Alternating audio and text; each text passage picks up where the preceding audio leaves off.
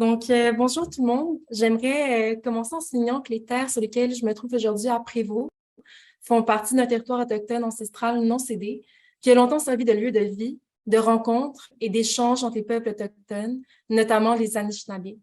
Que ce soit dans l'espace physique ou numérique, les conséquences du colonialisme sont encore présentes aujourd'hui. À Nord-Ouvert, on reconnaît que les données ont été et sont encore un instrument du colonialisme. Donc, on cherche, nous, à nous engager, à apprendre des approches telles que la gouvernance des données autochtones et les principes de PCAP ou propriété, contrôle, accès et possession pour informer nos perspectives et notre travail.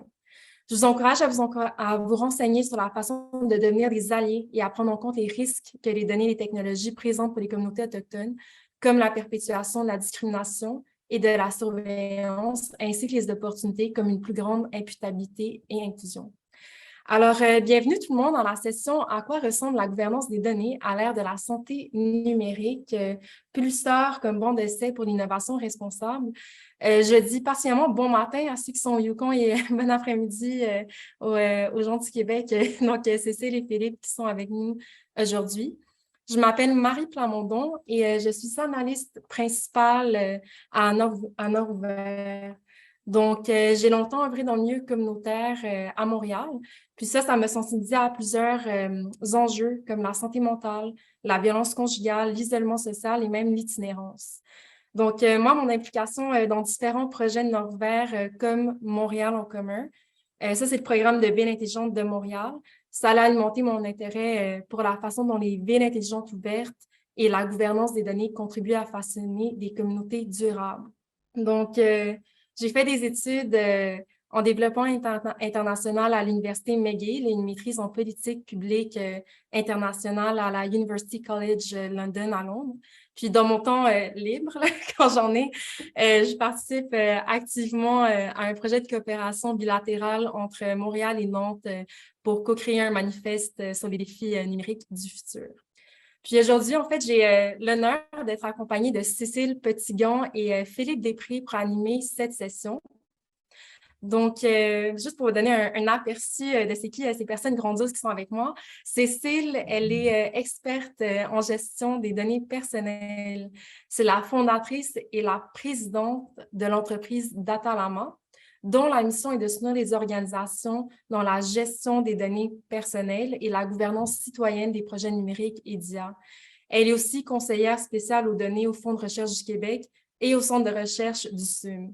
En 2021-2022, elle a été la coordonnatrice de l'initiative Accès aux données de la Table nationale des directeurs de la recherche du ministère de la Santé et des Services sociaux du Québec. Puis Cécile, elle a aussi effectué son postdoctorat au Hub Santé en politique, organisation et droit de l'Université de Montréal sur le sujet de l'implantation des systèmes d'IA dans les établissements de santé. Donc, elle en a fait, en a fait quand même beaucoup de choses. Puis, elle est aussi titulaire d'un doctorat en sciences de gestion de l'Université Paris-Dauphine et de l'Université de Sao Paulo, ainsi que d'une maîtrise en sciences économiques de la Paris School of Economics de France. Elle est diplômée de l'École normale supérieure de Paris. Puis, j'accueille aussi Philippe Després, qui est professeur titulaire au département de physique, de génie physique et d'optique de l'Université Laval. Il œuvre en recherche axée sur les données et s'intéresse plus particulièrement aux infrastructures numériques et à la gestion des données de recherche selon les principes FAIR. À cet égard, il est conseiller en architecture de données de la plateforme de pulsar.ca, donc je vous encourage à aller consulter ça de ce pas. Directeur du Centre de recherche en données massives de l'Université Laval et co-responsable de l'Axe Santé à l'Observatoire international sur les impacts sociétaux de l'IA et du numérique. Donc, vraiment, deux sommités avec nous aujourd'hui. Au menu du jour, qu'est-ce qu'on va faire? Donc, moi, je vais vous présenter d'une part l'approche de la gouvernance des données selon Nord-Vert. Puis surtout, la gouvernance des données, c'est quoi dans le domaine de la santé? Donc, ça va être vraiment le cas d'étude aujourd'hui, puis c'est le thème général de la présentation. C'est un thème où la participation citoyenne, elle est critique. Alors, pourquoi est-ce qu'on a besoin d'une gouvernance citoyenne des données de santé? Ça va être une partie qui va être présentée par Cécile, puis ensuite la présentation de Pulsar comme bande d'essai pour l'innovation responsable, qui est un bon exemple pratique d'implication du public et des points de vue diversifiés pour favoriser et définir cette gouvernance des données qui sera présentée par Philippe. Donc, on travaille avec eux pour développer un modèle de gouvernance de données adapté à l'écosystème de Pulsar. Donc, c'est un petit teaser, là, mais je vais vous laisser expliquer ça plus en profondeur.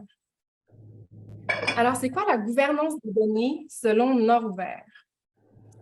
Donc, d'une part, c'est qui Nord-Ouvert? On est un organisme à but non lucratif qui a été fondé en 2011. Notre organisation elle est reconnue par des partenaires publics, privés et communautaires pour nos connaissances dans différents domaines. Donc, on parle alors de ville intelligente ouverte, de gouvernance et de gestion de données, de partage de données et partenariat de données. Je vous invite même à aller voir notre site Internet sur tout le chantier de la gouvernance des données si vous voulez en apprendre plus sur les outils et les rapports qu'on a publiés à cet effet. Aussi pour montrer que la gouvernance des données, c'est des réflexions en évolution. Ça remonte en 2018 avec nos programmes comme le réseau de solutions pour les communautés ou même Montréal en commun, qui est le programme de ville intelligente de la ville de Montréal. On a publié plusieurs rapports à cet effet, donc les partenariats de données numériques qui explorent plus en profondeur c'est quoi les approches collaboratives en gouvernance des données. On a collaboré avec le TIES sur la synthèse des connaissances en gouvernance des données ou même la gouvernance des données appliquée au secteur des arts et de la culture. Donc, peu importe le domaine, on voit que la gouvernance des données s'imbrique un peu partout. Ça peut être même en mobilité, ça peut être sur les données sociales. Puis surtout sur ça, sur quoi on se mobilise aujourd'hui. De 2020 à 2024, en ce moment, on travaille sur le chantier de la gouvernance des données de Montréal en commun. Donc, comme je disais, le programme Ville intelligente de la Ville de Montréal. Je vous invite à aller voir les outils. On a développé un code de gouvernance de données, un diagramme décisionnel pour un code d'utilisation, puis un outil d'auto-évaluation qui aborde les grands principes et les actions concrètes basées sur la Charte des données numériques de Montréal. Puis, pour vous donner un avant-goût, cette année, on va aussi sortir un nouveau cadre qui est conçu spécifiquement pour le secteur municipal. Donc, restez à l'affût sur les réseaux sociaux. Donc, je vais présenter l'approche de la gouvernance des données développée par Nord-Ouvert grâce à l'histoire fictive d'Ayesha. Puis, alors Philippe va peut-être se retrouver là-dedans parce que je l'ai quand même basé sur l'Université Laval. Ayesha, c'est une chercheuse en nutrition à l'Université Laval. Elle va mener un projet de recherche sur les habitudes de vie et ses impacts sur le stress des individus. Donc, pour réaliser ce projet-là, Ayesha elle va devoir sonder le terrain et recruter des participants pour son projet de recherche. Puis ça va impliquer des données personnelles et sensibles. Donc, c'est-à-dire qu'ils peuvent directement ou indirectement identifier des individus parce qu'elle va peut-être faire des sondages, des entrevues, ou elle va collecter des informations sur leur alimentation, le sport, le sommeil, puis un peu tout ça. Donc, à quoi peuvent servir les données collectées? Donc, juste de vous présenter un aperçu, là, ça va être vraiment un survol, mais il y a des utilisations primaires et des utilisations secondaires. Dans les utilisations primaires, ce serait plus par rapport à son projet Ayesha, donc vraiment la recherche scientifique, le développement de nouvelles connaissances sur le sujet bien précis qu'elle a identifié, ainsi que la diffusion des connaissances. Puis quand on parle d'utilisation secondaire, ça veut dire que ces données peuvent également être utiles pour d'autres objectifs que la recherche d'Ayesha. Donc, c'est là qu'on appelle ça la réutilisation, la seconde vie des données de santé. Fait que, par exemple, si elle colligeait les données collectées pour son projet avec celles de d'autres projets de recherche de l'Université Laval, par exemple en urbanisme ou en environnement, les chercheurs ils pourraient notamment identifier des voies de transmission de maladies puis les prévenir, mieux informer puis mettre en œuvre des politiques de santé publique mieux adaptées, informer puis en temps réel, ou même mieux coordonner les soins de santé puis les ressources dans des perspectives de consultation. Donc, il y a vraiment plusieurs façons de réutiliser ces données. Néanmoins, quand on commence un projet de recherche, surtout avec des données de santé, il y a plusieurs questions qui émergent avant d'entamer ce projet. Et c'est des questions qui sont d'ordre légal, même sur l'implication des parties prenantes, sur le consentement, l'accès aux données et la sécurité des données. Donc, dans le contexte québécois, parce qu'il y a aussi comme les lois vraiment propres au Yukon et même des lois plus d'un point de vue fédéral, Nous, on parle de la loi 25 sur la protection des renseignements personnels et le projet de loi 19 qui est plus propre aux renseignements de santé et de services sociaux au Québec. Mais surtout, elle va se poser des questions sur c'est quoi les données dont j'ai besoin, puis qui devrait être impliqué dans ce projet, puis est-ce que ça pourrait intéresser d'autres parties prenantes. Puis cette notion de confiance du public puis d'implication des parties prenantes, elle va vraiment revenir souvent, surtout pour définir le consentement ou les mécanismes de gouvernance des données. Donc, elle va se poser des questions comme comment mériter et favoriser la confiance des personnes participant au projet, comment protéger leurs données, puis d'identifier c'est quoi vraiment les risques et les bénéfices potentiels. Donc, on n'a pas mis toutes les questions, mais on sait qu'elle se pose plusieurs questions. On continue sur la gouvernance des données de son projet. Mais Aïcha, elle n'est pas la seule à se questionner. Le public se questionne aussi. Puis comme je le disais, la question de la confiance, elle est centrale parce qu'on traite de données personnelles et sensibles. Donc, notamment sur la question du consentement, on peut aborder la notion de littératie des données. Est-ce que le public comprend la capacité de lire, de comprendre, de créer? Et de communiquer ce formulaire de consentement. Est-ce qu'ils savent de quoi il s'agit? Puis surtout, quand Aïcha elle leur fournit un formulaire de consentement, est-ce qu'ils sont en mesure de le comprendre? Donc, ils peuvent se poser des questions sur comment retirer leur consentement, comment ils peuvent l'adapter, mais surtout, comment est-ce qu'ils peuvent s'impliquer dans les décisions qui seront prises sur leurs données.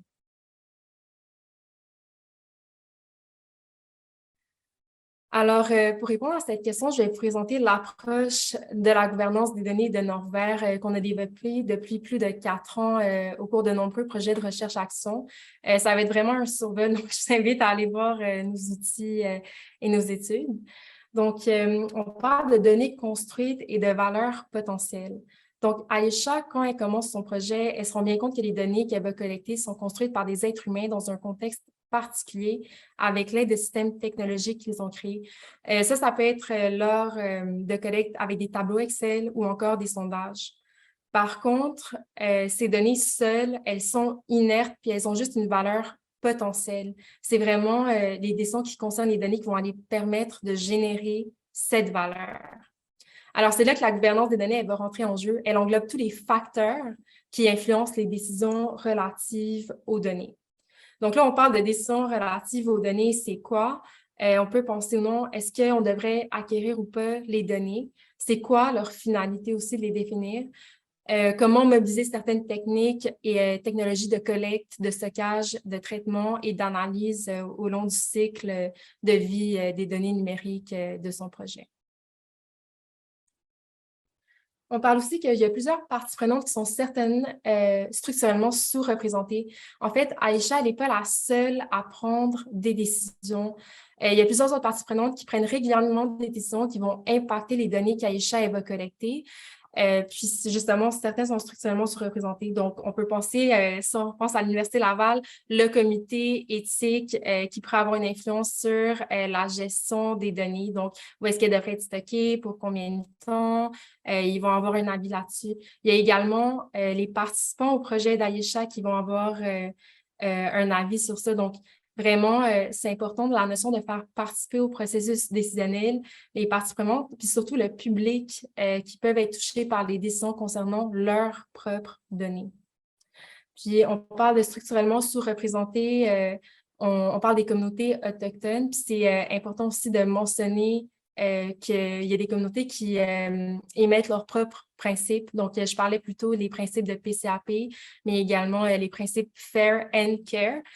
Donc, vraiment où on met de l'avant plus les bénéfices collectifs de la communauté, que c'est adapté au contexte. Alors, c'est important d'avoir cette notion aussi en tête que la gouvernance des données, elle peut signifier des choses différentes pour différentes personnes, d'où l'importance d'impliquer les parties prenantes, d'aller comprendre c'est quoi leurs préoccupations, leurs espoirs par rapport à la gouvernance puis la gestion de leurs données. Puis surtout, c'est important de toujours se poser les questions. Qui prend les décisions sur les données? Comment est-ce qu'elles sont prises? Puis qui est concerné par ces décisions? Donc, on parle aussi de valeurs potentielles recherchées parce qu'il y a plusieurs personnes qui sont impliquées. Il n'y en a pas juste une seule. C'est plus utile de reconnaître que les données sont un lieu de négociation d'intérêts entre différentes parties prenantes. Alors, c'est important de savoir que les différentes parties prenantes, elles peuvent parfois chercher des valeurs potentielles différentes pour un même jeu de données. Puis, finalement, il n'y a vraiment pas de solution clé en main. Comme Philippe va vous l'expliquer, même dans le contexte de Pulsar, il y a des consultations qui prennent place, il faut l'adapter à l'écosystème par rapport aux acteurs qui sont impliqués dans le projet, surtout pour définir les mécanismes de gouvernance de données. Alors, finalement, seule une gouvernance cohérente des données permet de réaliser la valeur potentielle recherchée. Donc, je vais vous dégourdir un peu. À vos claviers, selon vous, à quoi sert la gouvernance des données? Je vous invite vraiment à aller répondre dans la section commentaires. Est-ce que, selon vous, c'est la réponse A, d'assurer la conformité légale et contractuelle? B, de bâtir la confiance auprès des parties prenantes concernées par les décisions? C, d'assurer la fiabilité des ensembles de données, y compris la bonne compréhension de leur contexte et de leurs limites? D, d'améliorer l'efficacité opérationnelle de l'organisation, ou E, autre, c'est vraiment ouvert à vous. Donc, je vous laisse une petite minute pour répondre à cette question.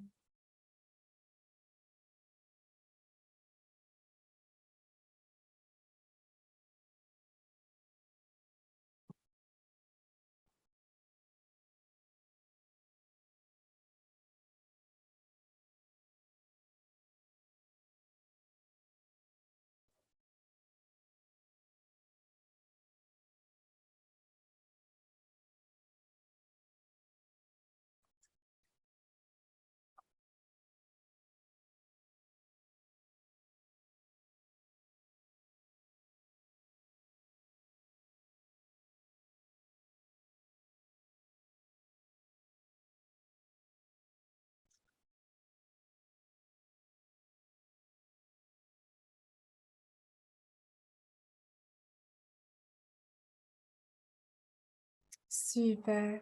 Merci, on va raffoler de lire vos réponses.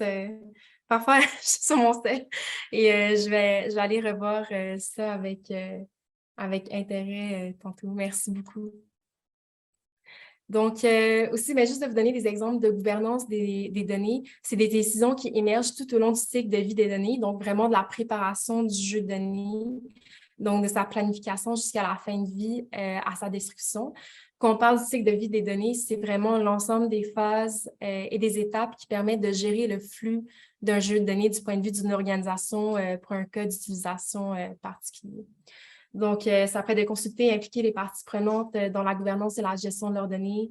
Là, on parle d'évaluation des facteurs relatifs à la vie privée. Ça, c'est vraiment propre à la loi 25 sur la protection des renseignements personnels au Québec. Il y a probablement une loi aussi qui est similaire au Yukon, je l'espère. Préciser les conditions d'accès aux données, donc qui va y avoir accès, sous quelles conditions, ou même d'élaborer une politique de conservation de données. Si Aïcha, elle désire conserver ces données-là pour un mois pour son projet de recherche, les mesures qu'elle va prendre vont être différentes que si elle veut conserver ces données-là pour 10 ans, pour d'autres utilisations potentielles aussi. Parce que le paysage légal va changer, parce que les technologies vont changer. Donc, c'est important qu'elles se tiennent à jour sur ce sujet-là. Puis finalement, je vais juste faire un clin d'œil ici, qui a un rapport aussi qui a été publié dernièrement au Québec, qui est en fait un avis, donc mériter et renforcer la confiance du public dans la gestion et la valorisation des données de santé. C'est propre au Québec. Ça a été coécrit par ma collègue Lynn Nantel et aussi Philippe Després, qui est ici, qui a été membre de la composition du comité de travail.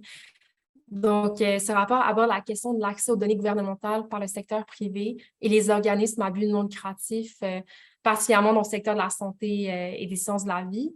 Puis, je vous conseille vraiment d'aller le voir parce que ça formule des recommandations concrètes pour répondre à des objectifs qui tiennent en compte justement des nombreux changements législatifs dans la foulée de la stratégie de la transformation numérique du gouvernement du Québec. Puis, il y a sûrement des apprentissages qui pourraient être transversaux et appliqués au domaine, dans le domaine au Yukon. Donc, je vais passer le micro à Cécile, puis, qui va nous présenter pourquoi est-ce qu'on a besoin d'une gouvernance des données citoyennes en santé. Donc, Cécile, je t'invite à partager ton écran. Merci beaucoup, Marie. Bonjour à toutes et à tous. Donc, je suis vraiment ravie de pouvoir participer même virtuellement à ce sommet et d'aller dans la continuation de la belle présentation de Marie sur tout le travail de Nord Ouvert, mais aussi l'importance de la gouvernance citoyenne des données. Moi, ce que je vous proposais par la suite, c'est d'aller décliner un petit peu ce qu'on appelle par gouvernance citoyenne et d'aller voir des exemples à travers le monde pour concrétiser les différents aspects de l'engagement citoyen. Alors, attendez une minute.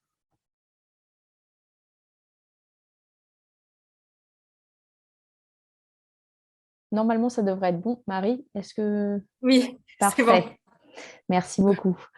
Donc, en fait, tout cet aspect de gouvernance citoyenne, bien sûr, il part des apprentissages qu'on a fait de l'importance de consulter, d'informer, d'engager des parties prenantes diverses, comme le disait Marie, mais aussi des attentes croissantes des personnes en matière d'utilisation des données de santé, de transparence sur ce qui en est fait. Et là, je partirais plutôt de données qu'on a du Québec. J'imagine qu'il y a des sondages qui sont aussi conduits dans les autres provinces et territoires. Mais on a vu dernièrement avec un sondage qui a été mené par la firme Léger et qui a été financé par les fonds de recherche du Québec Santé et le Génome Québec, que les Québécois sont vraiment en majorité prêts à partager leurs données de santé, surtout pour des utilisations qui servent l'intérêt public, telles que la recherche, l'innovation, bien sûr, les soins et l'accès aux patients, mais des utilisations aussi secondaires, comme les a déclinées Marie. Alors, ce qu'on voit, c'est qu'ils sont prêts à partager des données comme des données cliniques, mais aussi des profils génétiques, et puis même les données de leurs enfants lorsqu'ils en fait, ont la garde de ces données-là, puisque les enfants sont mineurs. Et là, c'est assez important. Donc, on voit que les pourcentages n'arrivent pas à 100, mais il y a quand même une majorité. Mais on leur demande aussi, mais quelles sont vos craintes à l'idée de partager vos données? Puis, en effet, on voit que les personnes sont très sensibles à l'idée qu'il peut y avoir des intrusions, des usages dommageables pour leur vie, pour leur carrière, par exemple au moment de contracter un prêt, une assurance. Il vaut aussi peut-être un risque pour une utilisation malveillante pour des populations vulnérables. Marie a parlé aussi populations sous-représentées, historiquement dominées, populations colonisées. Donc, il y a quand même une sensibilité autour des personnes qui sont en fait en marge ou qui ont été discriminées. Et puis, il parle aussi des risques de la recherche. On a demandé aux personnes qui sont sondées s'ils étaient prêts à partager pour la recherche. Ils disaient oui, mais avaient une peu de connaissance de en quoi consistait l'usage des données de santé pour des projets de recherche. Puis c'est là que les recherches viennent nous alimenter sur les conditions à l'utilisation responsable des données de santé, surtout dans leur finalité secondaire, donc recherche, innovation. Et on a beaucoup de travaux, là je les cite du Québec avec mon biais géographique, mais j'imagine qu'il y en a beaucoup à travers le Canada qui explorent les attentes des citoyennes, des citoyens en matière de données de santé. Je pense à l'École nationale d'administration publique avec des travaux qui sont vraiment remarquables sur ce qu'attendent les personnes autour de leurs données de santé. Il y a un projet à l'Université de Sherbrooke sur des consultations citoyennes, des focus groups qui sont organisés pour voir ce que les patientes et les patients attendent en matière de consentement, métaconsentement, etc. Aussi à Cyrano et avec l'Obvia, on développe ce qu'on appelle un baromètre de l'acceptabilité sociale pour aller sonder les populations diverses autour de c'est quoi les données de santé pour vous, qu'attendez-vous en termes de bénéfices, quelles sont vos craintes, qu'est-ce que l'intelligence artificielle pour vous, qu'attendez-vous de ses impacts sur la société, votre travail, votre santé. Donc, c'est un baromètre qui suit en fait l'état d'esprit des populations. Et puis, nous, au Fonds de recherche du Québec, on avait fait un groupe de travail, mais avec des personnes qui venaient de la recherche, des patients, des citoyens, pour aller explorer cette vision de l'utilisation des données de santé. Et à l'occasion d'une conférence, j'avais conduit un Vox Pop, donc un micro-trottoir dans les rues pour aller interroger les gens sur qu'est-ce que c'est les informations médicales pour vous et comment devraient-elles être utilisées. Je ne sais pas si Marie partagera par la suite la présentation, mais vous pouvez aller sur YouTube. Puis ça donne un aspect à la fois des attentes des patientes, patients ou des citoyens plus généralement, mais aussi de leurs craintes autour de peut-être d'utilisation malveillante, d'une perte de contrôle sur les utilisations des données de santé. Et il y a bien d'autres études, j'en ai conscience, mais c'était pour introduire le propos sur une chose. Lorsqu'on demande aux gens que pensez-vous finalement de vos données, de ce qu'on doit en faire, etc. Des craintes vont émerger, de la réticence à partager. Mais ce que montre la recherche, c'est que quand on informe sur les bénéfices, on dit oui, on va partager vos données de santé, mais de façon déidentifiée pour des projets de recherche qui vont servir des patients comme vous, plus généralement plus les citoyens, la société. Là, il y a un infléchissement. On voit que des personnes sont plus disposées à partager, à partager plus de données, à éventuellement accepter que leur nom puisse apparaître pour telle ou telle donnée. Mais il y a toujours des conditions qu'elles posent. Dans la plupart des recherches, qu'on les conduise au Québec, mais aussi au Royaume-Uni, en France, lorsqu'on demande aux gens, bon, vous acceptez de partager vos données de santé, mais quelles sont les conditions à poser pour que ce partage soit possible? Ils nous disent généralement plusieurs choses. Puis là, je n'ai pas les citations, mais je vous dirais que j'ai fait un condensé des aspects qui me semblent assez communs à plusieurs enquêtes. On veut savoir ce qu'on fait de nos données. Transparence sur les utilisations. On veut savoir qui a accès à nos données. Transparence sur les types, l'identité des utilisateurs secondaires de données.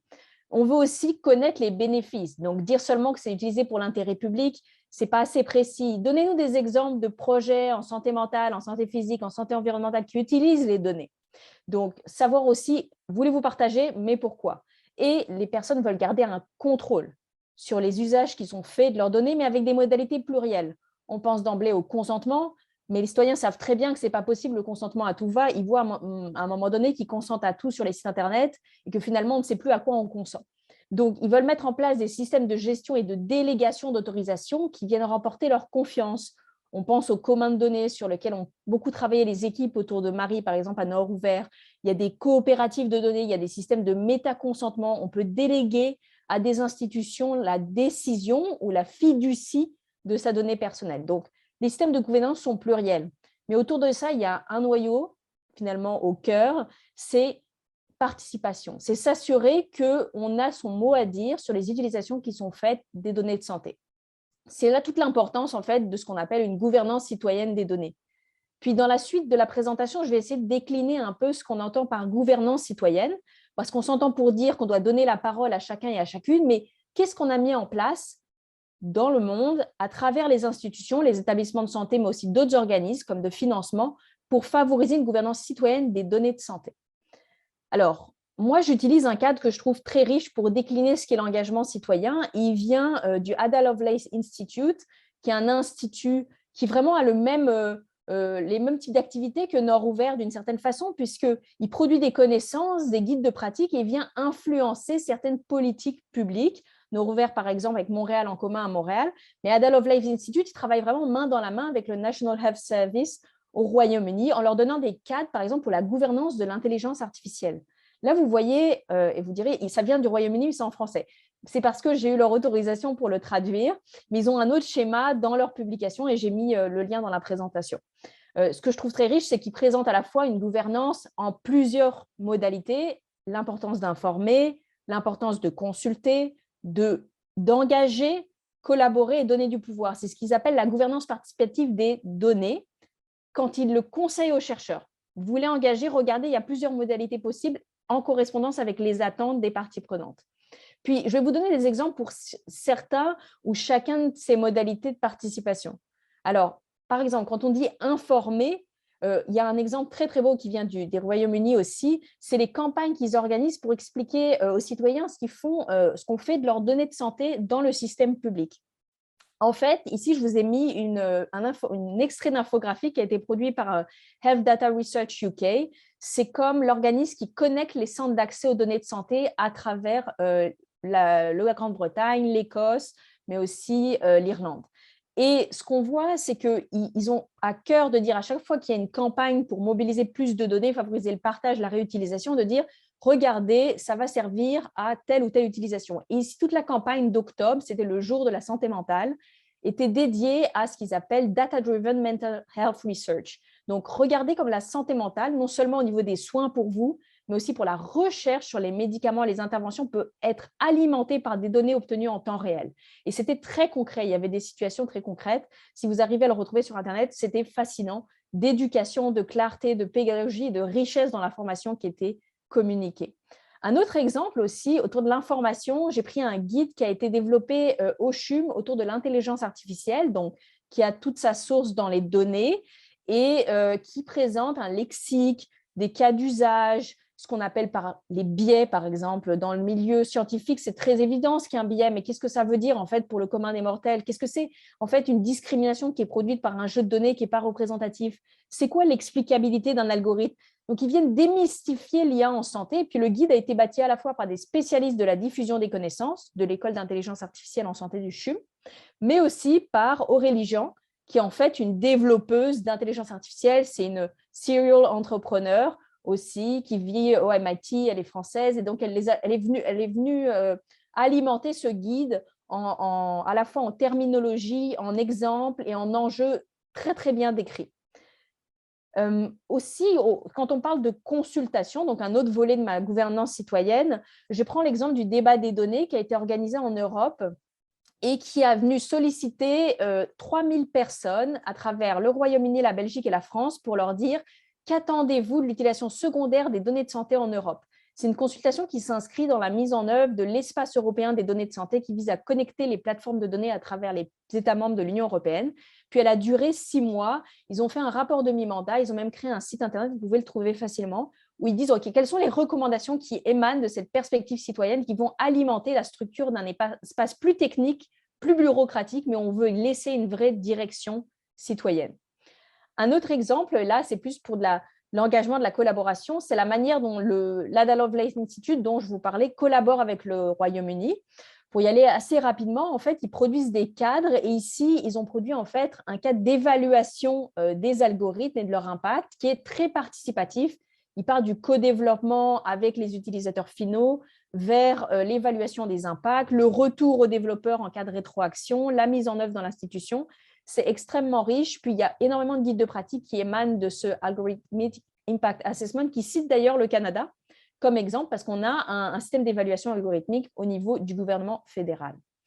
Un autre exemple, mais là, dans le co-développement, c'est un projet que j'ai suivi de près au Centre hospitalier de l'Université Montréal où une entreprise, Gray Oncology Solutions, a co-développé avec les équipes en cancérologie un système pour planifier et optimiser les rendez-vous pour les patients qui sollicitait des équipes de technologues pendant des heures. C'était assez difficile.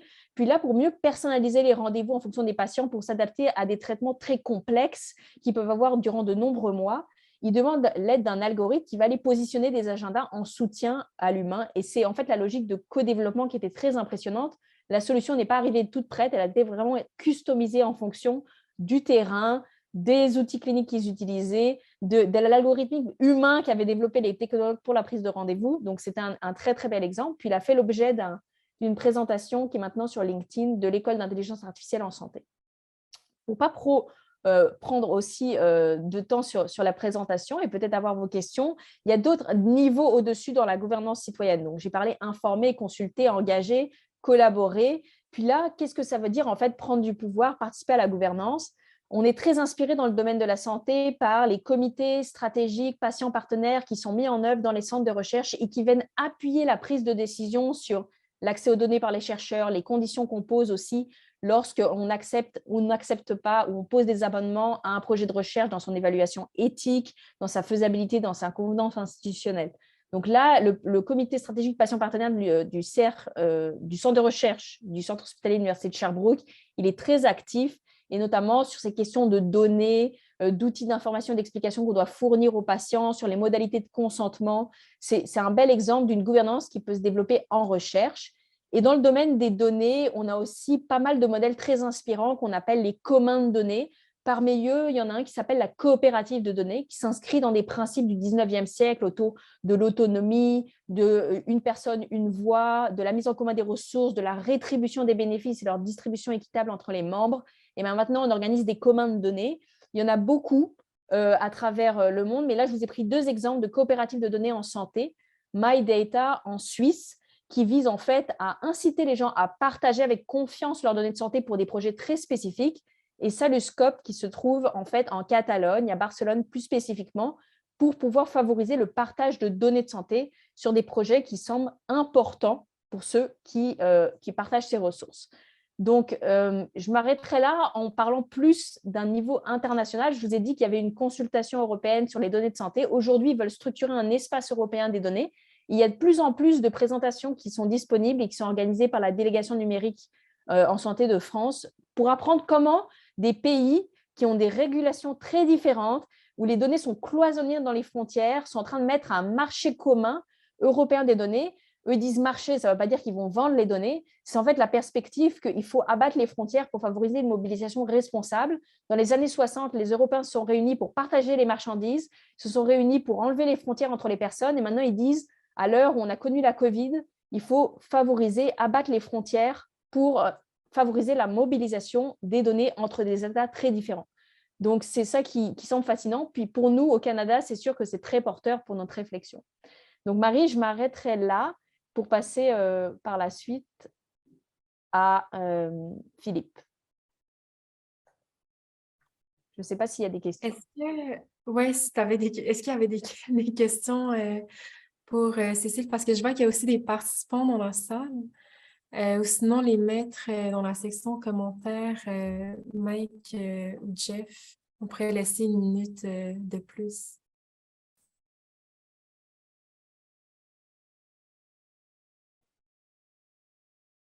Sinon, est-ce que vous voyez ma présentation? Oui, parfait. Oui, c'est une très bonne question, ça aussi, Philippe. Excellent. On va l'accepter. Bien, je vais enchaîner tout de suite, puis j'en ai pas pour très longtemps, en fait. On pourra peut-être allonger la période de questions vers la fin. Donc, Marie m'a présenté au départ de superbe façon. Je vais juste compléter en disant que je suis aussi physicien médical au CHU de Québec, qui est un hôpital universitaire. Et à ce titre-là, je suis amené à manipuler des données sensibles, des données de santé. Et ce travail-là que j'ai fait du côté hospitalier, je l'ai poursuivi dans des projets à l'Université Laval, dont le projet Pulsar, où je suis conseiller en architecture de données. Là, c'est un titre un peu, peut-être un peu qui ne veut pas dire grand-chose pour la plupart des gens, mais ce que je dis pour simplifier la chose, c'est que je dis que je suis un évangéliste des principes FAIR, en fait, évangéliste autoproclamé. Donc, j'essaie de propager la bonne nouvelle de l'application des principes FAIR dans différents domaines, dont celui de la santé. Donc, le projet Pulsar, je vais pouvoir vous en parler. Qu'est-ce que c'est? C'est une initiative de l'Université Laval sous l'impulsion d'une organisation qui s'appelle Alliance Santé Québec, qui regroupe tous les joueurs en santé de la grande région de Québec, donc les hôpitaux, les centres de recherche, l'université, etc., et qui vise à outiller en fait les chercheurs, les chercheuses pour pouvoir conduire des projets de recherche de façon un peu plus numérique. Donc, on a, à titre de chercheurs, chercheuses, souvent recours à des questionnaires papier, à des méthodes un peu archaïques pour faire de la recherche. Et avec Pulsar, on a voulu faire plutôt un espace de partage qui a plusieurs composantes. D'abord, on parle de santé durable et en fait, je pourrais prendre plusieurs minutes pour vous expliquer ce qu'est la santé durable.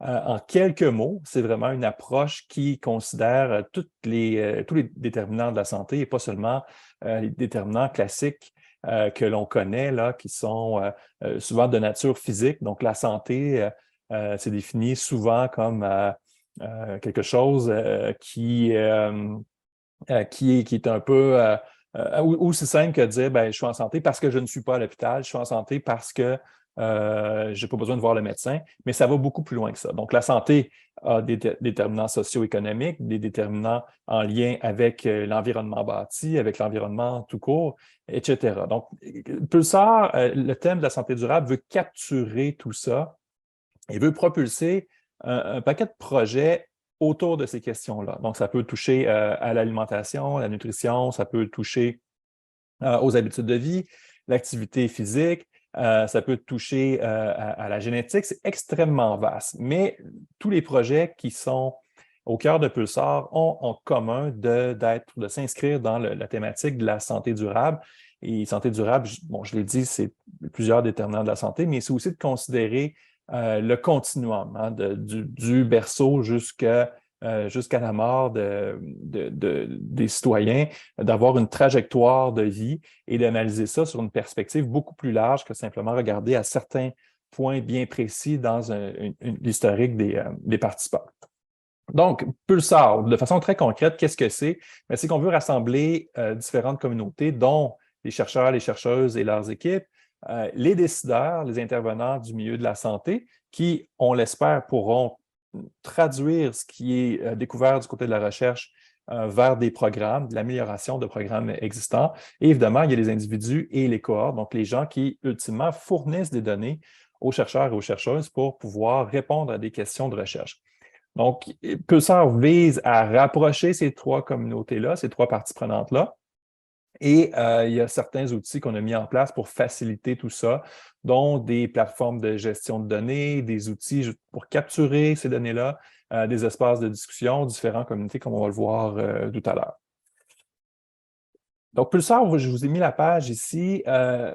Et on peut le voir comme une collection de projets en santé durable. Donc, des projets qui s'intéressent aux habitudes de vie, à la nutrition, à certains impacts de nature, par exemple, dans le cas de Mavipan, sur la santé mentale durant la COVID.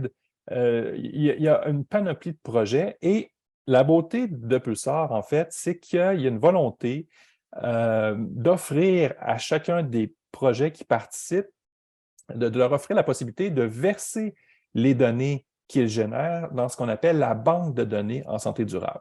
Donc, les projets peuvent être relativement autonomes, donc ils vont générer des données, vont pouvoir répondre à leurs questions de recherche, mais aussi avec cette mise en commun-là de données dans une banque de données en santé durable, il y aura possibilité dans le futur de poser des questions extrêmement riches et de faire des liens, des corrélations qui n'auraient pas été possibles de faire si chacun de ces projets-là était conduit de façon en silo, je dirais.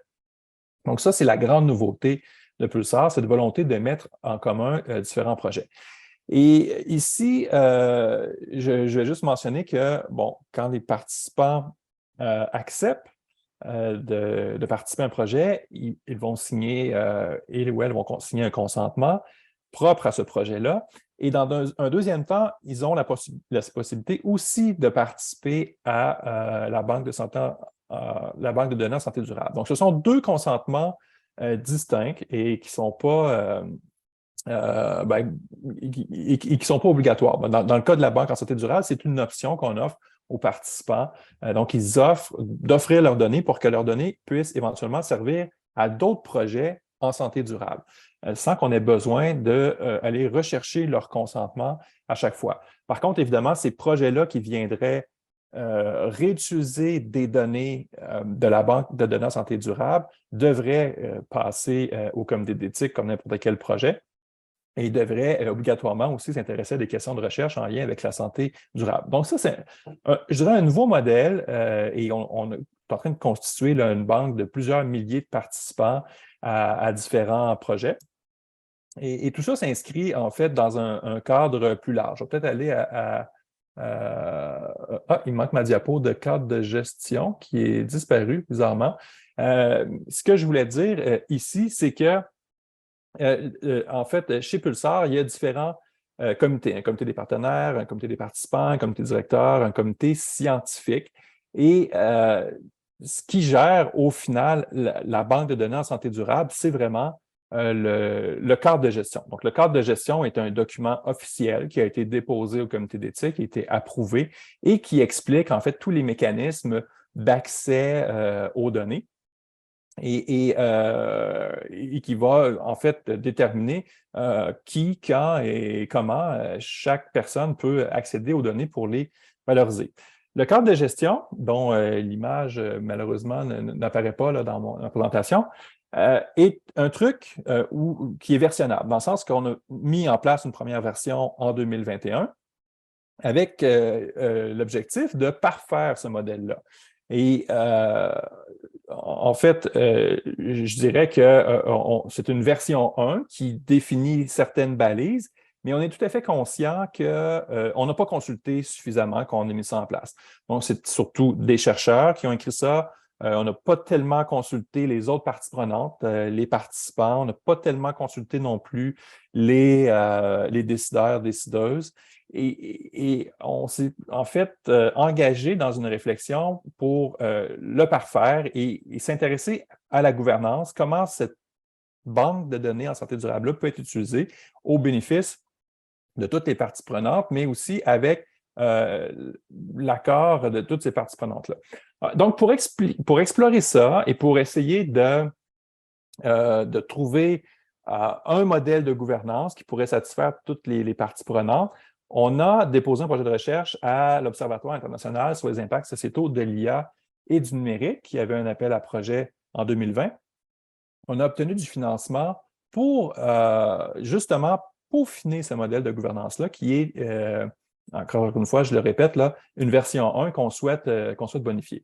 Donc, le projet, vous l'avez ici, c'est design et implémentation d'un nouveau modèle de gouvernance des données à l'ère de la santé numérique, Pulsar comme banc d'essai pour l'innovation responsable.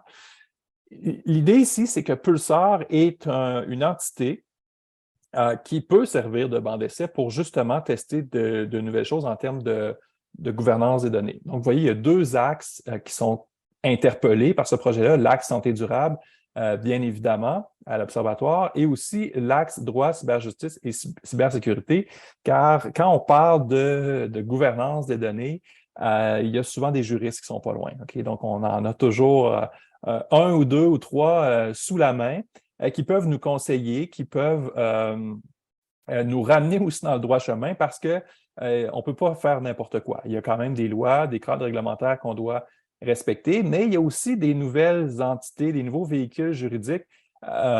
Cécile en a mentionné quelques-uns, les coopératives de données, les fiducies de données, ce sont des nouveaux modèles en émergence qui peuvent devenir extrêmement intéressants pour un projet comme Pulsar. Et pour explorer ça, étant donné que nous, on n'est pas des experts, on s'est associé à Nord-Ouvert, qui, eux, sont des experts en gouvernance des données. Ils ont fait des projets avec la Ville de Montréal, entre autres, comme Marie le dit plus tôt. Donc, on est allé chercher cette expertise-là. On s'est allié avec Nord-Ouvert pour justement essayer d'élaborer un cadre de gestion, une gouvernance des données pour Pulsar qui pourrait satisfaire toutes les parties prenantes. Donc, notre objectif, c'est vraiment d'identifier les modèles, les mécanismes de gouvernance de données qui sont compatibles avec la philosophie de Pulsar. La philosophie de Pulsar, il y a un aspect santé durable, la thématique, mais il y a aussi un esprit de partage. J'ai mentionné les principes FAIR tout à l'heure. On veut le plus possible exposer, non pas nos données, parce que c'est souvent des données sensibles, mais au moins les métadonnées associées. Ça, c'est un premier objectif. On veut mesurer en fait l'acceptabilité de ces différents modèles et ces mécanismes-là avec toutes les parties prenantes. Donc, on a constitué 5 groupes de parties prenantes qu'on va sonder au cours du projet. Et ultimement, on aimerait ça que cette recherche-là puisse avoir un impact réel. Donc, on voudrait mettre en œuvre un nouveau modèle de gouvernance, un nouveau cadre de gestion qui tiendrait compte des préoccupations de tout le monde. Donc, les parties prenantes, vous voyez, il y a 5 groupes qui ont été identifiés. Donc, les chercheurs, les chercheuses qui ont des projets au sein de Pulsar présentement, on veut savoir ce qu'ils attendent d'un modèle de gouvernance. Donc, eux vont être préoccupés par les questions sûrement d'accès aux données, comment on fait pour pouvoir valoriser les données qui sont dans la banque, par exemple. Les membres de l'équipe opérationnelle Pulsar. Donc, Pulsar, c'est une petite équipe, mais quand même qui a peut-être leur mot à dire. Eux, ils ont une connaissance fine des processus en place. Donc, de les consulter pour constituer un modèle de gouvernance, ça semble aller de soi. Les gestionnaires, les décideurs de Pulsar, ça aussi, c'est important parce qu'on a vu tout à l'heure, j'avais une diapo, je vais vous la remettre, mais Pulsar, en fait, ça s'inscrit, vous voyez là, dans la diapo, Pulsar, c'est la couche en bleu externe, mais tout ça s'appuie sur d'autres actifs informationnels de l'institution, de l'Université Laval.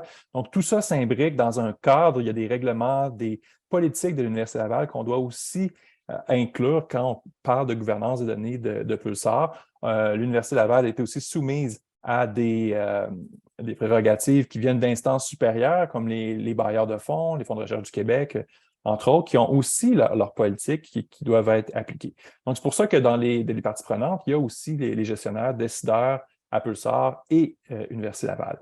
Évidemment, les participants au projet de recherche, c'est extrêmement important et on a la chance d'avoir Nord-Ouvert qui a de l'expertise avec la consultation citoyenne. Et on voulait aussi avoir des gens qui sont complètement naïfs de la chose, qui ne connaissent pas Pulsar, et on veut savoir un peu, eux, qu'est-ce qu'ils attendent d'un projet comme ça, sachant qu'ils partent de zéro, qu'ils ne connaissent absolument rien de la chose. Donc, on va faire en fait 3 séances. C'est un peu comme des focus group qui vont être menés là, avec l'expertise, entre autres, de Marie. Et on va, dans un premier temps, vouloir s'intéresser aux préoccupations, aux points de tension, aux avantages, aux inconvénients du cadre de gestion actuel. Donc, simplement d'expliquer tout ça aux participants, à chacun de nos groupes, ça va demander quand même un certain temps. les concepts de santé durable, les concepts de sciences ouvertes, etc. Des concepts de gouvernance aussi de données, qui sont des choses dont on parlait très peu il y a 5 ans, mais qui maintenant sont d'actualité. Donc, première séance avec les 5 groupes. Et ensuite, suite à ce premier recensement-là de ce qui préoccupe vraiment les participants, on va proposer des modèles de gouvernance, toujours en collaboration avec Nord-Ouvert. Donc, on a parlé de fiducie de données, on a parlé de coop de données, ce genre de choses-là. Est-ce que ces modèles-là pourraient être viables pour la gestion des données au sein de Pulsar? Et finalement, la phase 3, les 2 premières phases sont de nature un petit peu plus qualitative. Et la 3e phase vient de remettre un vernis un peu plus quantitatif sur tout ça via un sondage en ligne sur disons, la perception de différents modèles de gouvernance qu'ont les participants. Donc, on va aborder, comme je l'ai dit, là, plusieurs thèmes, caractéristiques des données. On parle de renseignements personnels, donc il faudra aussi définir le vocabulaire, peut-être présenter les lois en vigueur par rapport à ça, présenter le cadre de gestion actuel, les concepts aussi de participation publique. Comme je disais, il y a un comité citoyen au sein de Pulsar. Quel devrait être son rôle au sein de la gouvernance des données? Ça reste quand même un peu flou. On va vouloir clarifier ça. Le concept de santé durable va être évidemment abordé. Le concept de sciences ouvertes, les principes FAIR aussi devront être expliqués aux participants pour qu'ils puissent vraiment apprécier apprécier la richesse de cette œuvre-là qui est Pulsar, mais aussi être capable de prendre des décisions, je dirais, bien éclairées pour ce qui est d'un cadre de gouvernance idéal pour Pulsar. Donc, le projet a été approuvé récemment à l'éthique. On est en plein processus de recrutement. Ça va très bien. Il y a des gens qui lèvent la main, qui sont extrêmement intéressés par la chose. C'est un sujet qui vient vraiment susciter l'intérêt. Honnêtement, j'ai été surpris de voir la réaction. Et j'ai bien hâte de commencer les entretiens avec les 5 parties prenantes, pouvoir faire une analyse préliminaire et ensuite produire un rapport et ultimement avoir un cadre de gouvernance nouveau pour Pulsar. Donc, je vais m'arrêter là-dessus. Je vais remercier vraiment Nord-Ouvert pour son appui dans ce projet-là. Là. Sans eux, on n'aurait pas pu avancer, on ne serait pas où on en est. On est très, très heureux de faire affaire avec eux. Donc, merci. Merci beaucoup, Philippe. C'était une super présentation. Puis Cécile, aussi, j'ai vraiment apprécié de vous écouter tous les deux d'un point de vue des projets sur lesquels vous travaillez, dont on apprend plus aussi sur vos organisations. Mais Philippe, je connaissais déjà et Cécile aussi, mais je pense que vous avez vraiment amplifié le message dans la communauté. J'ai beaucoup apprécié ça. J'aimerais ça vraiment ouvrir la période de questions. Puis si on n'a pas, j'ai aussi des questions de mon côté qui connecteraient aux deux, mais je vais laisser la période de questions ouverte. Donc, si Mike or Jeff, if you would like to share the questions in the comment section, please let us know, please. Puis, c'est ça. En attendant, c'est ça. Moi, j'ai une question pour vous deux, puis ça connecte vraiment vos sujets. Je me demandais si il y a souvent des organisations, en fait, qui s'engagent déjà à faire des choix technologiques, à prendre des décisions sur les données. Puis parfois, la gouvernance des données, ça vient plus par après ou sont déjà dans la gestion. Ce serait quoi vos conseils ou comme vos recommandations pour des organisations qui sont déjà avancées? Je dirais que de demeurer agnostique par rapport aux technologies, c'est extrêmement important. J'ai déjà vu des cas où c'est le système d'information retenu qui dictait un peu la gouvernance des données et non pas l'inverse. Donc ça, c'est aussi très dangereux de se lancer dans la techno sans avoir une vision à long terme. Et l'importance de demeurer agnostique de la techno et pas devenir captif de la techno est extrêmement importante. Et moi, je pense par exemple aux chercheurs et je me dis qu'en recherche, il y a un avantage. C'est parce que pour devenir une banque de données, on est obligé de faire un cadre de gestion et de gouvernance et de le soumettre à l'éthique. Mais donc, ça serait partir en avant par rapport à une organisation qui pourrait avoir des structures qui vont contraindre les possibilités de consultation ou de participation assez diverses dans un comité d'administration, par exemple.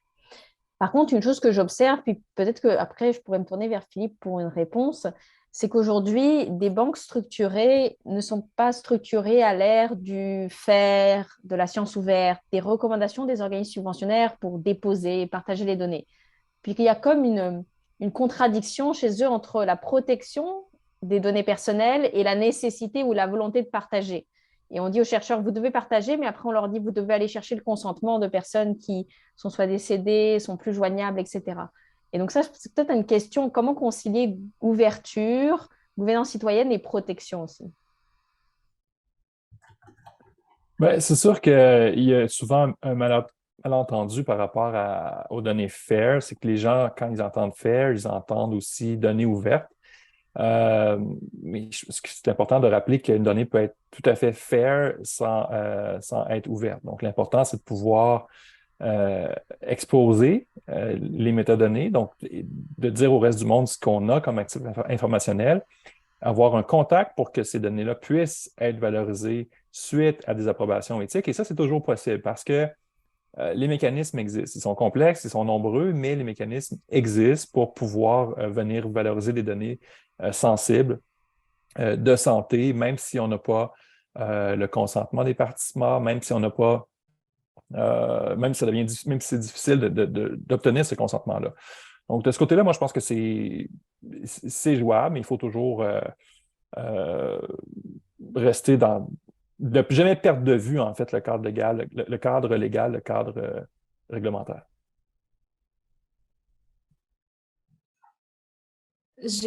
Ah oui, je vois quelqu'un dans la salle qui a levé sa main. Euh, Bonjour, je ne sais pas si le micro ici est activé, qu'on peut m'entendre. Ça Oui, va? on vous entend, c'est super. Bonjour, Merci. Frédéric Julien. Cécile, vous avez parlé de différentes stratégies de consentement, dont le métaconsentement, et ça m'intrigue. Je devrais peut-être déjà connaître ça, mais c'est nouveau pour moi. J'aimerais en savoir plus sur cette stratégie-là et les autres aussi que vous avez abordées parce que la question du consentement est primordiale. Alors, peut-être que vous avez des nouvelles pistes pour nous. Bonjour. Alors, ce ne sont pas mes pistes à moi, hein, mais c'est vrai que l'idée de métaconsentement, peut-être le thème ne reflète pas très bien ce qu'entendent les auteurs de cette proposition. Mais il faut penser par exemple à un portail d'accès patient à ces données. C'est un peu de là, de façon très concrète, qu'on peut comprendre ce que serait un métaconsentement. Alors, imaginons un portail où il y a des utilisations des données qui ne vont pas demander notre autorisation, hein. Les politiques publiques, l'utilisation primaire pour les soins, le professionnel de santé ne demande pas un consentement pour l'accès aux données, il va vers notre dossier. Par contre, là où il faut demander un consentement, donc d'utilisation secondaire pour lesquelles on n'a pas collecté les données à cette fin-là, on entre dedans et puis on pourrait consentir à la recherche conduite par des chercheurs publics et dire par exemple opt-out, on retire son consentement d'une recherche conduite par des chercheurs privés. C'est une idée d'un métaconsentement. Métaconsentement, ce serait aussi rentrer dans une institution et de donner un consentement pour une utilisation secondaire générale pour fin de recherche. De plus en plus, des cliniques, des établissements essayent d'avoir ce métaconsentement-là en restant dans le cadre de la loi, mais la loi ne favorise pas beaucoup les choses pour un consentement plus général, mais en disant par exemple, un patient qui rentre dans un hôpital, on lui demanderait, acceptez-vous d'être recontacté pour des fins de recherche? Donc, on ne s'autorise pas de réutiliser ces données pour tout projet, mais qui puisse éventuellement participer à un projet. Ça, c'est un métaconsentement. Donc, ce n'est pas un consentement spécifique pour un projet ou une utilisation qui est déterminée, mais qui peut éventuellement s'appliquer à plusieurs projets ou bien se retirer de plusieurs projets. Un consentement, il a son pendant qui est en fait le retrait de consentement. Donc, c'est refuser l'utilisation. Donc, je ne sais pas si c'est clair dans ce sens, mais c'est un terme, je trouve, je ne sais pas si Philippe est d'accord avec moi, mais qui regroupe beaucoup de choses différentes. Oui, bien, on peut penser au métaconsentement comme une matrice de décision sur différents types de données et différents usages, comme Cécile l'a mentionné. Donc, et dans cette matrice-là, la personne vient dire, ben, si c'est des données génétiques, j'accepte seulement que ce soit utilisé par des chercheurs canadiens, par exemple, mais j'accepte pas que ce soit utilisé à l'international. Donc, ça devient vite complexe parce que la matrice devient vite assez grande si on détermine tous les cas d'usage possibles et tous les types de données possibles. Mais l'idée est là, l'idée au lieu d'aller faire consentir à la pièce, de se référer à cette matrice-là de décision qui a été rempli par le participant et qui consent un peu de façon préventive pour des projets futurs. Je voulais juste aussi renchérir, je vous conseille même d'aller voir les recherches puis les publications d'Annabelle Cumin, qui a publié plusieurs rapports et études sur le métaconsentement, vraiment pour aller plonger dans la question. C'est plus point de vue Québec, puis même elle regarde à l'international, mais c'est des bonnes pistes de recherche au moins pour introduire les concepts de base. Merci. Il est 1h59. On va prendre une dernière question, puis on va y aller. Je vois quelqu'un dans le fond. Oui, j'avais une petite question.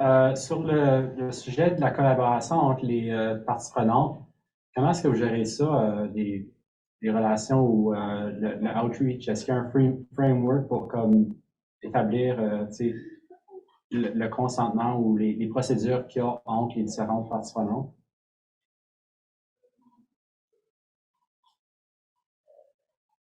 Ben, tout est à faire un peu, je trouve, de ce côté-là. C'est à travers de la co-construction.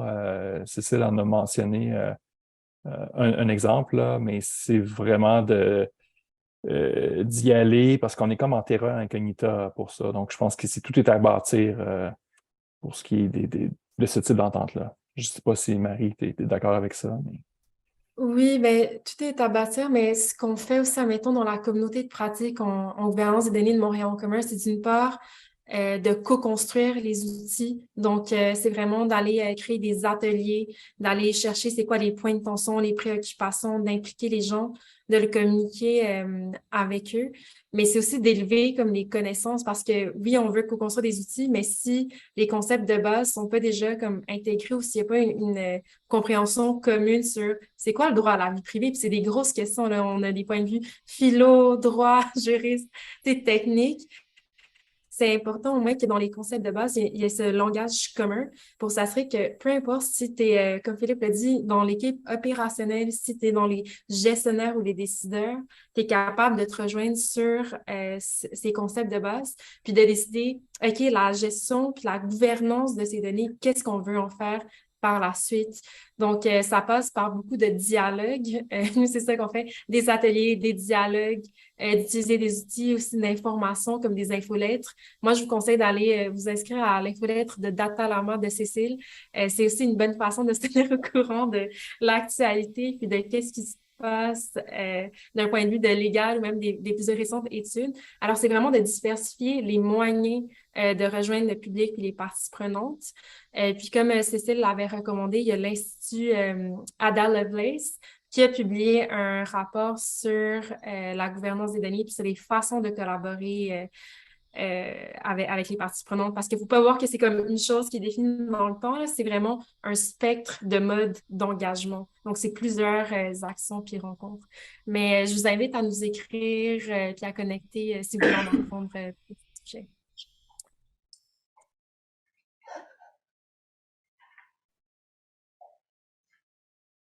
Je pense qu'on va finir la session ici.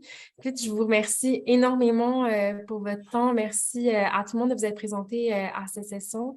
Merci au Sommet canadien des données ouvertes de nous avoir permis de présenter.